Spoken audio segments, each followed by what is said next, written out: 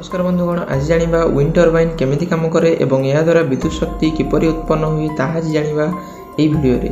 Wind turbine विद्युत किपरि हुए यार दुईटी कथा जानिबा निहाती दरकार। फास्ट एई विंड टर्बाइन तयारी हुए केमिति, सेकेंड रे विंड टर्बाइन काम करे केमिति। एथिरे दुईटा चैलेंजिंग रो काम। एहाकु बहुत उच्चता रे लगाइबार अछि। कुतुब मीनार जेति उच्चा ताठर अधिक उच्चा एई विंड टर्बाइन गुडीको। एहाकु तयारी करिया पई बहुत गुडी इंस्ट्रूमेंट दरकार होइथाय। सर्वप्रथम यार बेस फाउंडेशन जहाँ को आम टावर कही था, ये टावर को बहुत गुड़ा सेक्शन ने तैयारी करा जाइए। देखिपे बहुत गुड़ा सेक्शन को ऊपर ऊपर रखी नट द्वारा भिड़ी दि जाए जहाँ द्वारा ये तैयारी हो पार। यह पूरा सॉलिड रहे ना, यदि पूरा सॉलिड हे यह तैयारी करने कंक्रीट दरकार हो आउ यार वेट बढ़ीज। फंपा रखिले फायदा कौन हुए ना, ऊपर जो विद्युत अच्छी केबुल द्वारा तलक अति सहजरे अणा जा पार।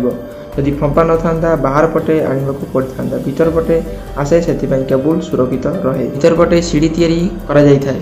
सीढ़ी रे कौन हुए ना, टर्बाइन हब रे जदि किसी प्रोब्लेम हुए ऊपर सीढ़ी द्वारा भीतर भीतर जाई परिबा। तले गोटे रास्ता अछि गेट बाट दे। या पर टावर ये डिपेंड करे उच्चता केते अछि। जदि टावर घरे लगा जाय थाए उच्चता कम थाए, भूमि ऊपर टावर रो उच्चता अधिक रखा जाय थाए। एगुडी को 80 फुट आरंभ करी 100 फुट पर्यंत होय थाए। ये टावर डिपेंड करे एरिया केमिति। यहाँ पर आपंकर टावर उपर ब्लेड आ हब केमिति लगा जाए। यही विंड टर्बाइन जो ब्लेड होता है, विंड टर्बाइन में 3टी ब्लेड लगा जाए। यही ब्लेड गुड़िक बहुत लंबा होता है, पाखापाखि 60 फुट, 5-6 महला उच्चा होता है, 8 महला उच्चा भी हो पारे। सब बड़ असुविधा होची यही ब्लेड नवा। यही ब्लेड को नवाई स्पेशल ट्रक अच्छी। देखिपे केते लंबा यही ब्लेड को ट्रक रे निया जाए। कारण कौन ना, यही विंड टर्बाइन को सदासर्वदा पहाड़िया एरिया मानक सेट करा जाए। पहाड़िया एरिया रे रास्ता भी भल नुहे, से स्पेशल ट्रक तैयारी करा जाए जहाँद्वारा ये ब्लेड को जाई पारिबो। ये ब्लेड जो होता है, ये ब्लेड को जो लगा जाए ताकू आम रोटर कही था। टेक्निकल भाषा या रोटर हब कह जाए। यही रोटर हब रे 3टी ब्लेड लगी था। यही ब्लेड घूरिले विद्युत उत्पन्न हुए। यही ब्लेड रे गोटे समस्या होची, केतेबेले पवन हेबो केतेबेले पवन हेबोनी, केतेबेले धीरे हेबो तो केतेबेले जोर रे पवन बहिबो। पवन रो डायरेक्शन मध्य चेंज होता है। ये सब ए मुख्य भूमिका ग्रहण करे। ब्लेड को सेट करने दुईटा अलग अलग टेक्निक अच्छी। गोटे हूँ प्रथम आप यार जो नेकेल पार्ट पचर अच्छी प्रथम लग जाए, गोटे रोटर हब लग जाए। तापर गोटे गोटे ब्लेड को क्रेन साहाय्य अणा जा लग जाए यहीपरी। आउ गोटे हूँ प्रथम आप टावर को ठिया करदे यहीपरी। ये टावर हो गला। ए जो मेसीन लगी था, पूरा मेसीन को जो बॉडी भितर रखा जाए ताकू नेकेल कह जाए। भूमि उपर रोटर हब रे 3टी ब्लेड लग जाए, ताकू गोटे हेवी क्रेन माध्यम एठी आनी भिड़ी दिया जाए। ताकू विभिन्न प्रकार आसेम्बली करा जाय थाए, डिपेंड करे एरिया केमिति। देखि पारथु एहीपरि भाबरे। यार मेन पार्ट हेउची यार नेकेल पार्ट। ये बहुत बड़ पार्ट। आपन देखि पारथु एठी गोटे मनीष अछि। ये गोटे रूम परि होई थाए। एही पार्ट को फंपा तयारी करा जाय थाए। एथिरे हेवी हेवी पार्ट को क्रेन माध्यम रे आनी रखा जाय थाए। ये हे गला टावर। आ ये नेकेल वाला पार्ट एटी गोटे मनीष अच्छी। ये मेसीन को क्रेन द्वारा आनी एटी पुट करा जाए। तापर एटी गोटे गियर बॉक्स रहिबो, ब्रेक रहिबो, ता पछरे अल्टरनेटिव बा जनरेटर रखिबा को पड़िबो। ये होची यार मेन पार्ट। ये विद्युत तैयारी करे। आ बाकी जो पार्ट रहिला घुरिबार काम करे। यही पार्ट को नेकेल को या भीतर गियर बॉक्स केमिति काम करे आसो जानिबा। गियर बॉक्स रो काम कोन? लो आरपीएम माने रेवोल्यूशन पर मिनिट। लो आरपीएम कोनोसी जिनिस धीरे घुरुछि ना ताकू जोर रे घुराए, आमे ताकू गियर बॉक्स कही था। नॉर्मली बुझंतु यही साइकिल को देखंतु, साइकिल स्टैंड मारी दियंतु, साइकिल को टिके अणैकी पेडल टी को धीरे घुराइबे ना, यार चक्का बहुत जोर रे घुरिबो। आपण यदि पेडल को थरे घुराई देबे, एही चक्का 15 ରୁ 20 थर घुरिबो। माने 1:20 रेशियो रहे यार। आपण यदि याको थरे घुराई देबे, ये ताको 20 थर घुराई दबो। यदि ये जाम होई गला, आपण जेतिक पेडल मारिबे सेतिक थर ये घुरिबो। कोनथि जाम होउची, यार सर्विसिंग करा जाय थाए। एही काम करि थाए गियर बॉक्स। ये रोटर एथिरे ब्लेड लगी रही था। या पछरे शाफ्ट थाए। शाफ्ट माने होची जो रड भली देखा जाए घुरुथबो, ये होची शाफ्ट लगी थाए गियर बॉक्स रे। गियर बॉक्स सही काम करे जेमिति साइकिल रो पेडल काम करे। रोटर जेति घुरिबो, गियर बॉक्स तार स्पीड को आहुरी बढ़ाई दी, आरपीएम को बढ़ाई दी। यार आरपीएम होची 1:90। एबे तो मॉडर्न आसिलानी आरपीएम 1:100।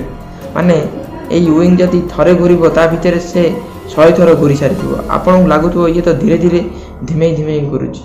आपण जो देखुचंदी ये धीरे धीरे घुरुची, एक्चुअली ताहा देखा जाउची ता भितर से 100 गुणा ए गियर बॉक्स ताको घुराई देई थाए। देखंतु केते जबरदस्त ए मशीन।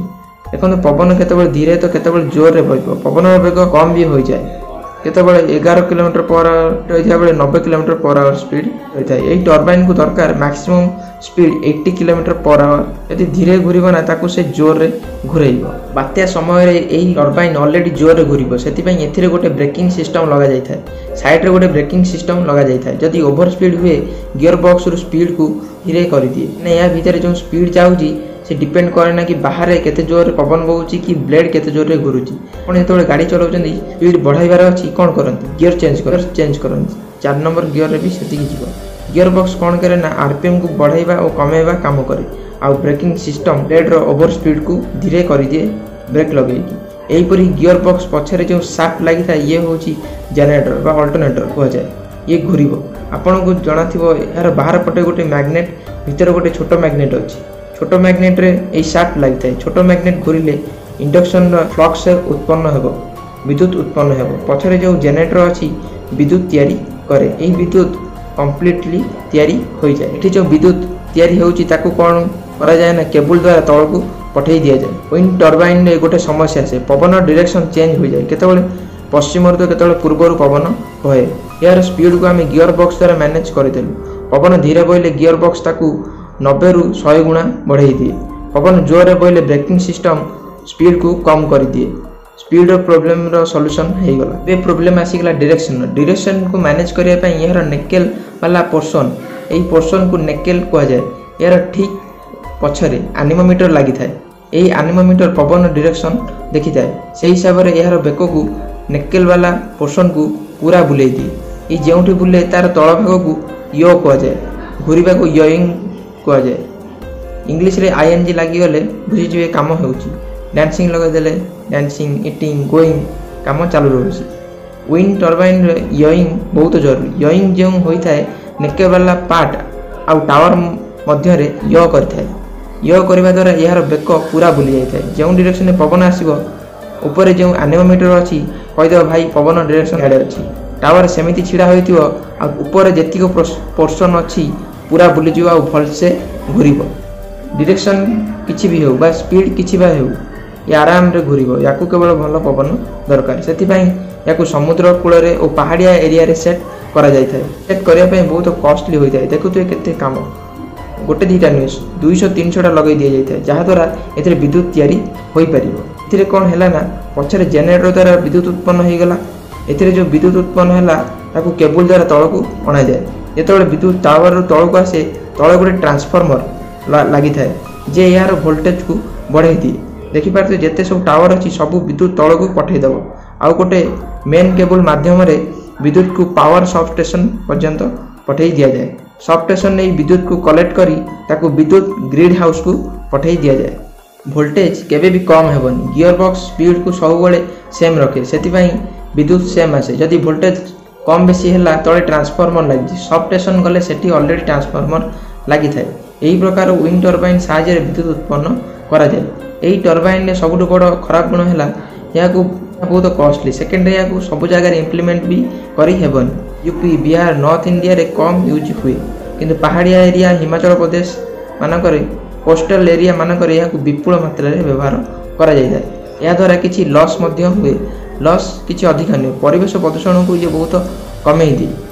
किछि परिवेश भित्तिक लोक कहती एथिरे पक्षी मरि जान। जदि समस्त को देखि नजर रखी काम करियो केमिति हेबो। किछि लोक कहती पक्षी मानू बचाइया पय विंड टरबाइन बंद कर दियो। अरे भाई जदि विंड टरबाइन बंद करिवो कोइलार विद्युत तयारी करिया पड़ियो। प्रदूषण रे आमे मरि जिवो। 100% किछि भी ठीक नै। किछि साइड इफेक्ट पड़े। बेले बेले एथिरे स्पीड बहुत बढ़ी जाए। ब्रेकिंग सिस्टम भी काम करना निया लागि जाए। आ विंड टरबाइन ब्लेड भी भीतर फंपा होई थाए। टावर भी फंपा होई थाए। बेले बेले टावर भी भांगी जाए। विंड टरबाइन भी भांगी जाए। आ भांगिला पर यार मेंटेनेंस रे अधिक खर्च मध्य होई थाए। से जा भी हो आमे जो पानी और पवन रे जो विद्युत उत्पन्न करू सेतिरे वन टाइम इन्वेस्टमेंट आ तापरे अल्प हल्का मेंटेनेंस आवश्यक होता है। आमको फ्री रे विद्युत मिलता है आराम से। यह द्वारा परिवेश भी प्रदूषण मुक्त रहे। से आम या इको फ्रेंडली बा नवीकरणीय नाम जानी था। यह जरूरी आगत भविष्य आम उत्तम परिवेश दे पारिबा। यदि वीडियो किसी जानिया पाइले वीडियो को लाइक करंतु और सांगसाथी मानक शेयर करंतु। अधिक जानिया चैनल को सब्सक्राइब करंतु और पाखरे थिया बेल आइकन को क्लिक करंतु जहाँ द्वारा आपण पाइ परिबे हम वीडियो नोटिफिकेशन सर्वप्रथम। धन्यवाद। Thank you. जय जगन्नाथ, जय जगन्नाथ, जय जगन्नाथ।